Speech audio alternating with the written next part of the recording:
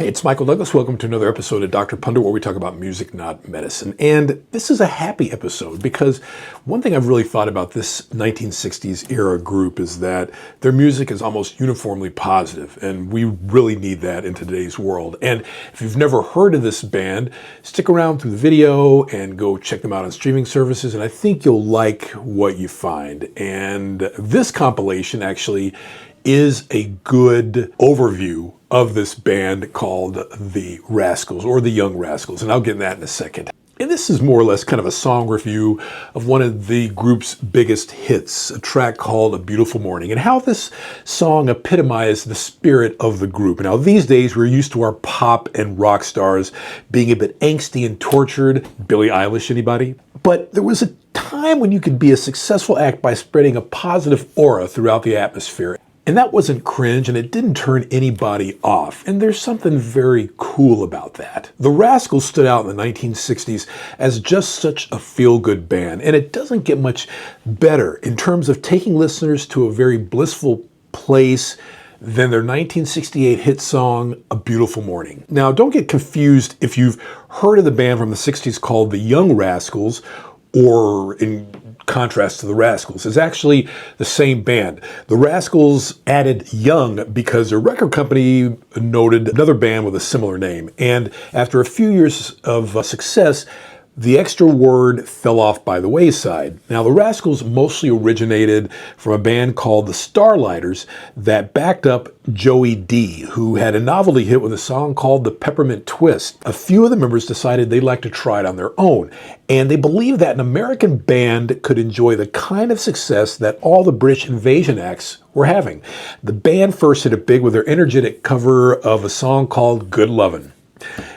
And that gave them a #1 single on just their second song ever put out. Now, I quickly decided to try and match that success with original material, as most record companies try to force these acts to do. Nothing different about now as opposed to back then.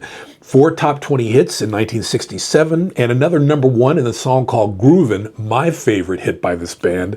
And all this proved how adept they were at that task. The Rascals utilized an interesting collaboration when it came to their songwriting. Felix Cavaliere, their keyboardist and chief vocalist, came up with titles and themes for each song. He then passed those off to Eddie Brigati, who played percussion and also sang lead occasionally so that Brigati could fill in the lyrics. Now, in the case of A Beautiful Morning, the Rascals dreamt it up when they were in Hawaii for some live performances, promoting the band and such.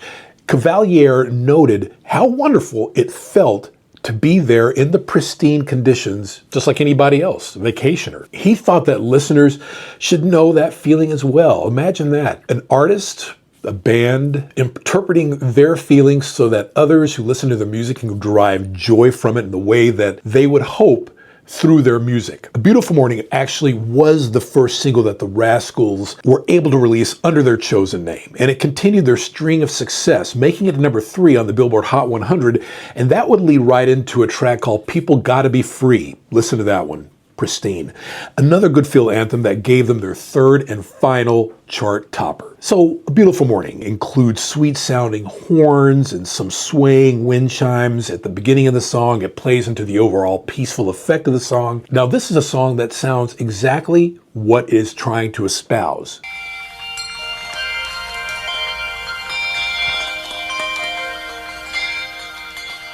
It's a beautiful morning. I think I'll go outside for a while and just smile.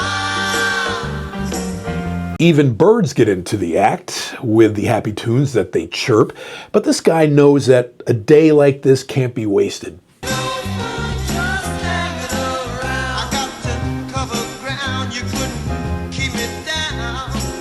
Later, the singer gets downright poetic in honor of the gorgeous day. There will be children with robins and flowers, sunshine caresses each new waking hour. And in the same song, of course, a call and response practically bursts through with great positive vibes. I say, lead the way. It's okay. I say, it's okay. All right.